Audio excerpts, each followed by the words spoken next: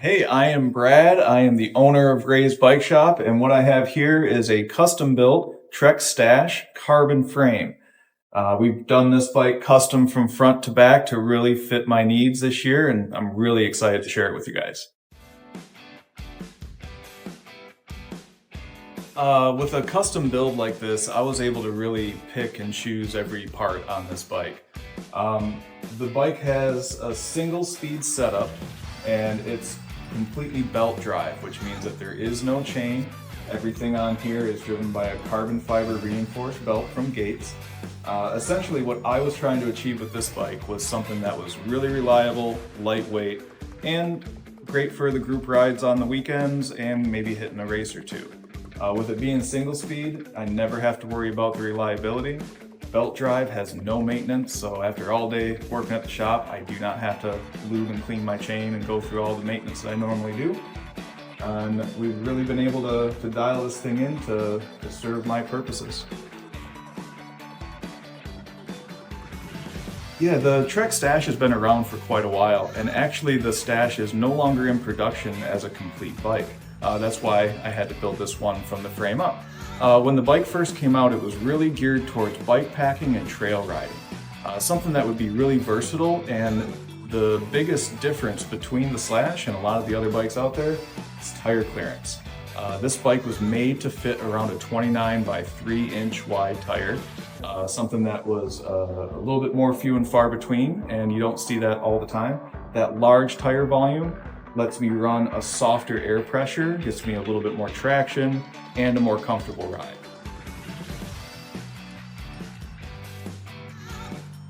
Yeah, so again with this one, it's a full custom build, so everything was kind of chosen piece by piece.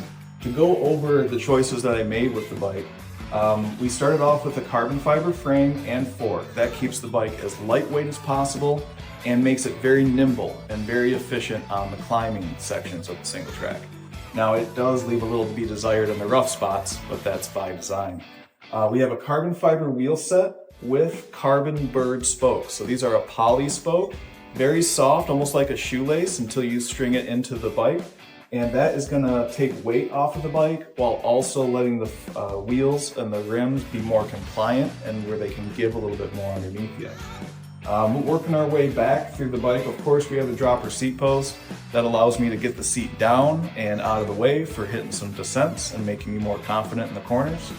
A carbon fiber crank set with an aluminum wear plate. A lot of us rub our heels on the cranks while we ride, and this is going to make sure it holds up for the long term.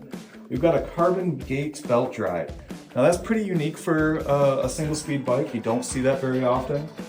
Mostly the reason being the frame has to be built in order to accept the carbon belt drive. So if you notice, the chainstay of the bike is raised up high above the drive line. That's necessary to be able to get that belt on without being able to break it. And then when we dive in a little deeper on the wheels, we've got Onyx branded hubs front and back. Onyx has a very unique setup for the rear hub. It's a sprag bearing that gives you zero slop or play, what's essentially an infinite engagement from coasting to pedaling again, making the bike really efficient. And when you're on a single speed, you need every little bit of that energy when you can accelerate out of a corner and try to make it up that steep climb. Oh, that's a very fair question. When I first built this bike, I'll call it a little bit of a midlife crisis, because I was pretending I was still 20 and I could go rip through the single track like I used to be able to. Now this bike is amazing, it's super fun to ride, but it's harsh and my old back is not taking it like it used to. So the rigid front end would be the first thing I would change on this bike going into next season. It's designed to be able to fit a 130mm travel fork. I think having that extra suspension would really make the bike more comfortable and more capable going over the jumps. So that is definitely what's coming next. Give us a suspension fork.